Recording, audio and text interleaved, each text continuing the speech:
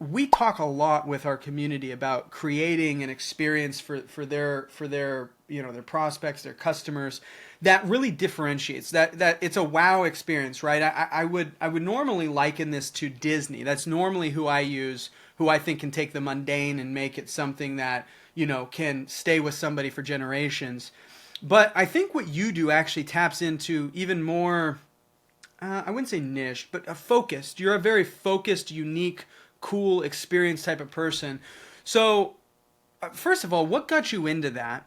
And where did, I know you've done work with like Elton John and stuff like that. What took you from kind of getting into this space, figuring this out? Because it's kind of a blue ocean. There's not many people that do what you do, right?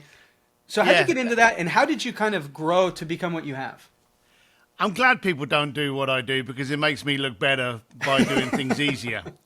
Because inherently, people are fucking lazy. True.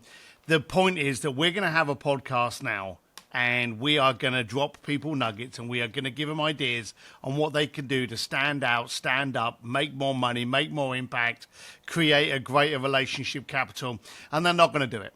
Okay? And if anyone out there is kind of like, oh, he's baiting me, who wins if I lose? You do. So, I want you to step up.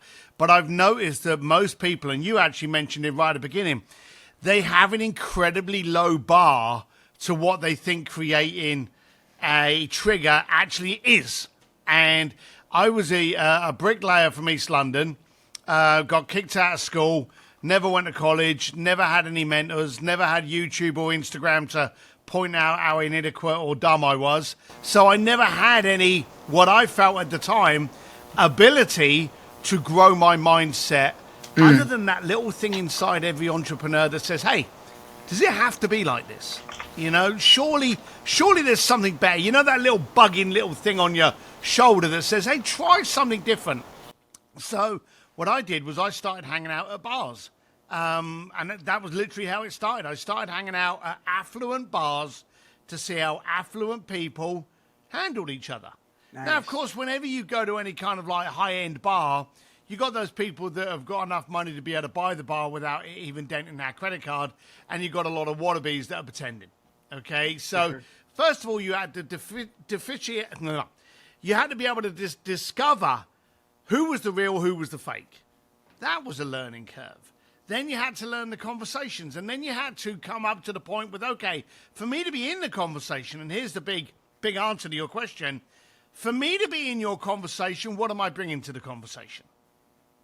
What can I bring to you that makes you want to have a conversation with me? If I go up to you, and I remember this, and I'll tell you point blank, I remember seeing a guy, I've always been on motorcycles, and I'm a big ugly guy, and I saw this guy turn up, he had a beautiful girlfriend, he had a brand new car, he was wearing a jacket, I thought this guy was James Bond, and I was actually leaving the pub because I'd run out of money and I couldn't afford another beer, and I was pissed off.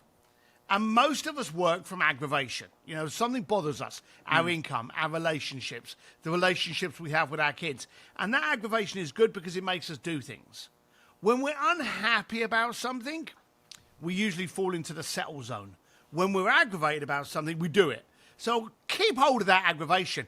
I saw this guy and I was aggravated that he had everything that I thought I wanted.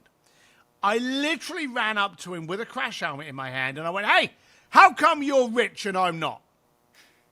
Now, he moved into that car faster than a seal coming out of ice water, and he drove off, wheel spinning down the road. I don't even know if he had his girlfriend in the car. That guy was gone. But I wanted to know the answer. Yeah. I seriously wanted to know, how come you had it and I didn't? I turned around to my two buddies. They were pissing themselves, and they were like, have you seen what you look like? You came at that guy, you, big, with a crash helmet, scared the shit out of the guy. You're lucky you never got arrested. But I needed to know. So I went on a journey to try and find out how people had relationships, how they had money, how they had opportunities. I really desperately, but I noticed it's a bit dirty. I've got a friend of mine, Mikey, that is a phenomenal auto detailer. Here's the scoop. Chat with me for 20 minutes. I'll have him come over. He'll wash your car on my expense. And I would do things like that. And people would be like, what do you want to know? How come you're rich and I'm not? And it was really, It was really bad at the beginning how I would ask the questions. But here's the first nugget. Everyone get a pen and paper. If you get a bad answer, it's probably because you're asking a bad question. And that was my first lesson. My people pay me a lot of money to speak on stages all over the world on the art of communication. And it makes my family laugh. And it makes me laugh, actually. I get paid a lot of money to talk about communication because I never used to be able to communicate. I learned how to communicate in order to be able to get paid. And so, harness those mistakes, harness those bad conversations. Every bad relationship you've ever had should have taught you how to have a good relationship. So that was it. Quite simply, I was poor, never had any future, but I was desperate and aggravated and motivated enough to actually go out and try and have a conversation with people at the time who I thought had all that shit together, until you realise that no one's